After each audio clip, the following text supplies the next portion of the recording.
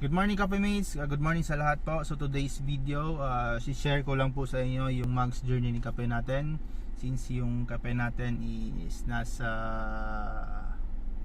malapit na kasi siya mag 3 years old, no. So ilang months na lang at mag 3 years old na siya. So purely DIY maintenance lang po yung kape natin. So magsa-start tayo ngayon sa stock rim and stock tires ng kape. So when you say stock rim and stock tires, yun yung original tires and mugs ni kape, no. So with the size of 165 70 rim 14. So take a look to this picture po. So yan po yung stock rims and tires ni kape. So yung ano lang, yung advantage lang ng stock is as expected in terms of fuel consumption, mataas talaga. Maganda yung fuel consumption. Pero yung downside lang po niya is when it comes to curve lines, mafe-feel mo talaga yung body roll. Malakas talaga sa body roll. Hindi natin maiiwasan, may mga sudden curve lines. So para kang natutumba, mafe-feel mo na para kang matutumba. So yun lang yung isa sa mga cons niya. At para sa akin, pangit siyang tingnan. Para kasing maliit siya masyado compare sa body. So hindi siya tugma sa body structure ng kape. So masyadong narrow. So next tayo, Coffee Mates. So from stock tires, nagpalit tayo into Honda City mugs with the tires of 175, 65, rim 15. So from Honda City. So okay lang, tumaas kasi naka rim 15 na at naka 65. So nabili ko lang po ito sa kaibigan ko sa trabaho. So nasa 4K bili ko with tires and mugs na. Okay lang naman din, pero in the long run, para ka lang din nakastock since malakas din sa body roll at medyo mabigat siya. So yun yung reviews ko to these tires and mugs. So next tayo, Coffee Mates. So to this one, Book Race TE37 with the size of yung tires niya is 195, 55, rim 15. Then yung tires niya is nasa rim 15 by 8.25 yung lapad. So ito maganda. Given na talaga, maganda talaga looks nito pag suot mo itong sapatos na ito. So given na nag-wide yung tires mo, so maganda talaga sa curve lines. In terms of curve lines, maganda. So hindi ko na ma-feel yung body roll kahit sudden curve lines. Napakaganda ng handling. In terms of fuel consumption, yun lang, bumaba ng konti pero manageable lang naman. So nasa driver lang din po pala yun. So manageable lang yung fuel consumption. So parang kumbaga head turner kung suot ko itong mugs na ito. So yung downside lang po niya, Coffee Mates, yun nga lang,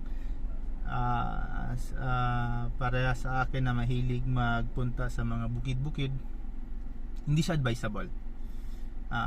Especially sa mga rough road area, talagang parang iiyak talaga yung tires. Kaya niya, pero sayang yung tires, hindi siya advisable. Yun lang. And masyadong matagtag siya. Since yung tire kasi is low profile na. So ramdam mo yung tagtag at kawawa masyado sa rough road area. Last time ginamit ko yung sa akin, not advisable talaga, especially sa mga sharp rough road area. Sayang yung tires at na-damage talaga ng konti. So ito siya, maganda pag sementado yung area. So lastly, Coffee Mates, ito na po yung updated tires and mugs ni kape natin. Fortune tires, rugged tires with the tires of with the size of 165 80 rim 13. So yung mags niya is rim 13 by 6.5 yung lapad. So yung advantage nitong kape na to ay yung advantage ng tires na ito is mas na-satisfied ako dito, no, kasi rugged nga. So although empty siya, mud terrain area tires, pero okay lang naman. In terms of handling, maganda. Fuel consumption, maganda din, since yung tire size at tire weight na is same lang ng stock. In terms of rough road area, wala talaga akong masabi. Maganda masyado. So since yung sidewall kasi niya masyadong mahaba, tapos yung galawan ng tires sa rough road area, especially sa muddy area, is kakapit talaga. So hindi ka na mamproblema. So sabi pa nga nila, if you want to go if you may go fast, but mine can go anywhere. So ito yung tires na ito. So yung downside lang niya is yun lang, pag nasa sementadong area ka, so may counting sounds, pero tolerable lang naman po. Yung sounds na is parang nagdedepende sa pag-drive mo, depende sa speed mo. So hindi naman talaga as in malakas, pero marinig mo ng konti lang naman, konti sa loob. Yun na yung downside niya, siguro sa spikes niya. Pero above all, maganda yung tires na ito. So fuel consumption check, handling check, yun po, yun yung masasabi ko. So ngayon na-enjoy ko na siya, kahit saan ako pumunta pwede, hindi na ako mamproblema kahit mga sharp rough road areas pa yan. So ang ganda. So hopefully Coffee Mates,